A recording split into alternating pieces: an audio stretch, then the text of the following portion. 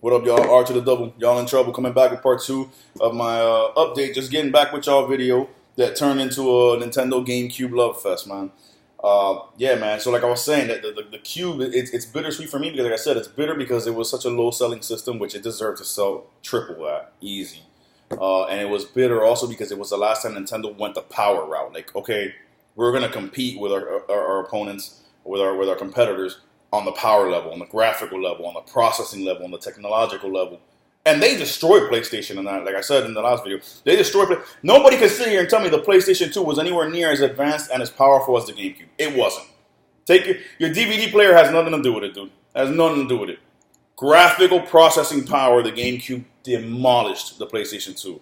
It was evident in third-party games when they came on all three systems, or on PlayStation and GameCube. You could see it in the graphics. Now, yeah, maybe the GameCube one might have been dual disc, 2 discs instead of 1 because they had the small little mini DVDs. But as far as the way the game looked and ran, better on the Cube. Damn near 9 times out of 10.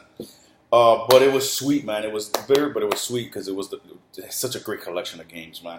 Before you guys even get on me, I do not own a physical copy of Metroid Prime or Metroid Prime Echoes. Reason being is because when I was on the Cube back then, when it was out, it really Metroid Prime wasn't something that grabbed me. Yeah, I wasn't into Metroid yet. I got into Metroid when I played. I had played Super Metroid and I loved it back in the day, but it wasn't one of my favorite franchises. You know what I'm saying? I knew it was one of the big franchises, but it wasn't one of my favorites. I just enjoyed it whenever I played it. So when Prime came out, I wasn't really that into it.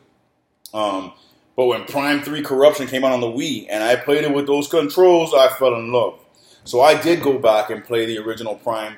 Matter of fact, the original Prime, I did have the Christmas of the year it came out. But I think I ended up trading it with a friend, which is stupid. But that's what happened with that. And Echoes I never got. But I do own Metroid Prime Trilogy on the Wii U, digitally downloaded. And what's great about that is that I could play all 3 of them with the Wii controls, which is the definitive way to play it. And also the Wii U upscales it a little bit better resolution, better picture, so you got that. But yeah, man, it just has such an amazing collection of games, man. Full disclaimer. This motherfucker right here, I want to love this game so bad. I really do.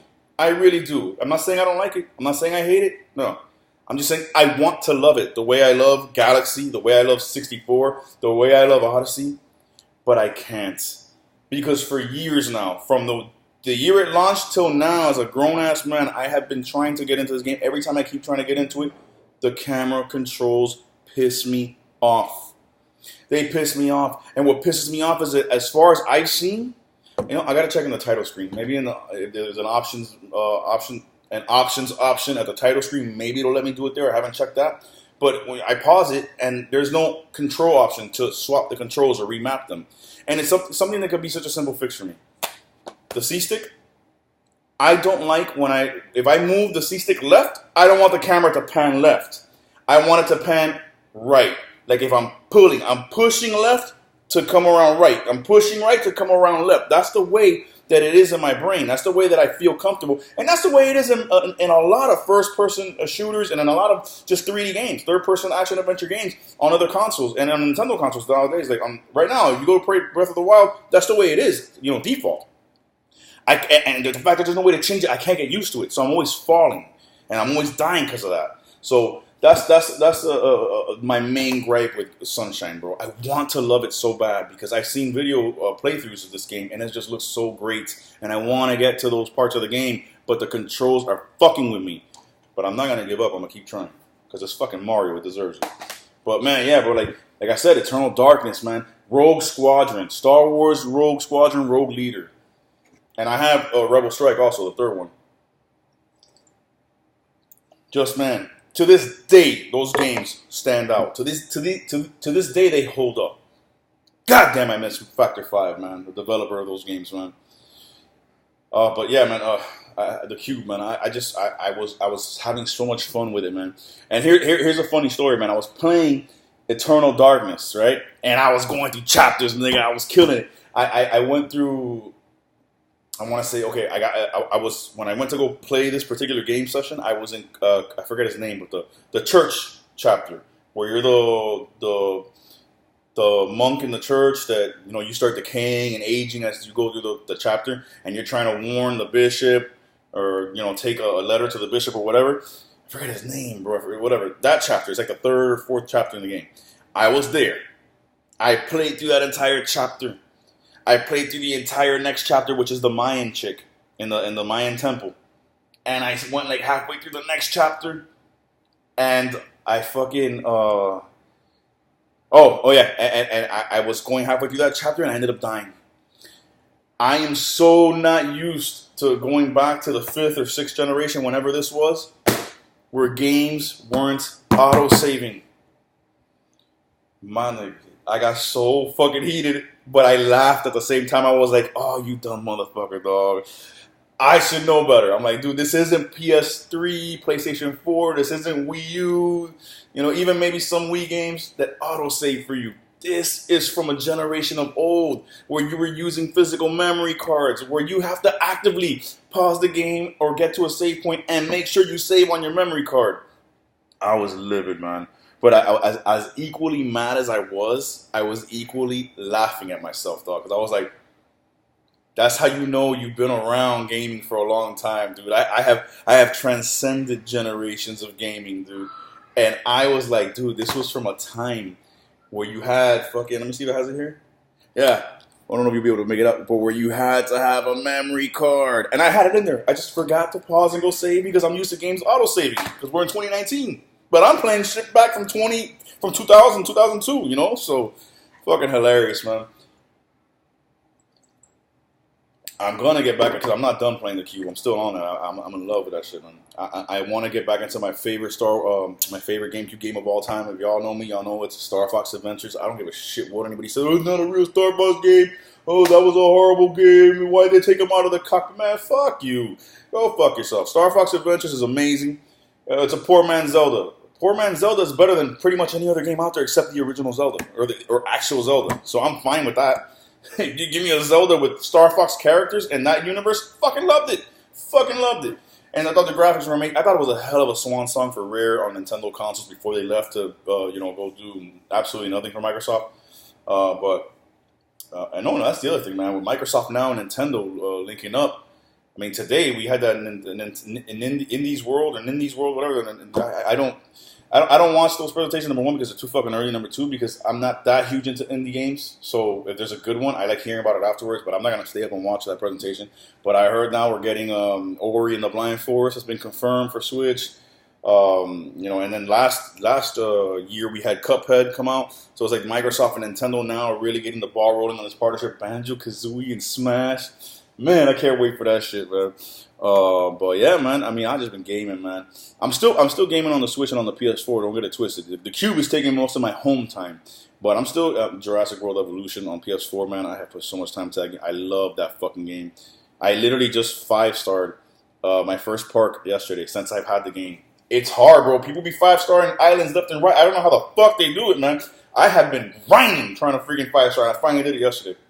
But yeah, man, I'm still going crazy in that game. I love, park sim games like that where you like build your own park. I can't wait for the developer, Frontier, that did that they're doing Planet Zoo now, which is gonna be like another type of game like that, but with like zoo animals and shit. I love shit like that, man.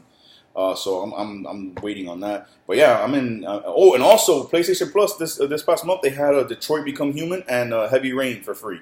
So I downloaded both. I haven't played Heavy Rain yet. I gave like maybe an hour and a half, 2 hours of time the other day to Detroit Become Human. I haven't gone back yet, but hey, bro, I was enjoying it. It's a little light on gameplay. I'm not gonna lie. It takes me back to the days of kind of not as bad, but kind of like to the days of Sega CD where you had those full motion video games that you like press a button here and there. It's not that limited. Like you are walking through the environments and you are like pressing, you rotate the joystick to open a door and all that. But it's very slow right now. It's very narrative driven, like story. But I'm enjoying it, dude. I like where it's going.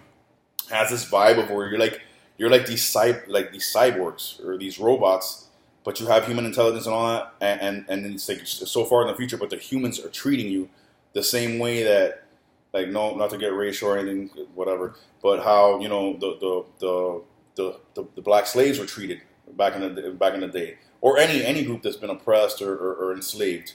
Like you're being looked at like garbage. Like, okay, like you serve us, but we treat you like shit, basically. Instead of And then you have the couple characters there that show you love and actually care about you, even though you're a cyborg. I really like the narrative. It's real in depth. I'm really enjoying it. Got to go back to that. And I got to check out Heavy Rain, man. It's free. It's there. I have it. What the fuck? I'm actually taking advantage of PlayStation Plus and their free games. I haven't done that in the past. And I'm like, oh, there's free fucking games there. I got Sonic Mania for free there. I played it once. I'm not a huge Sonic fan, but what the fuck, it's there. And on the Switch, man, I've been going back to Stardew Valley like always, man. Always. I'm like on year 5 on that shit. Got the wife, got 2 kids, got the huge farm with the basement, all that shit. I'm also, Mortal Kombat 11, man. I constantly go back to that. I gotta fucking get Nightwolf, and I gotta get the classic ninja skins, man. I still gotta get that. I just don't want to spend no money.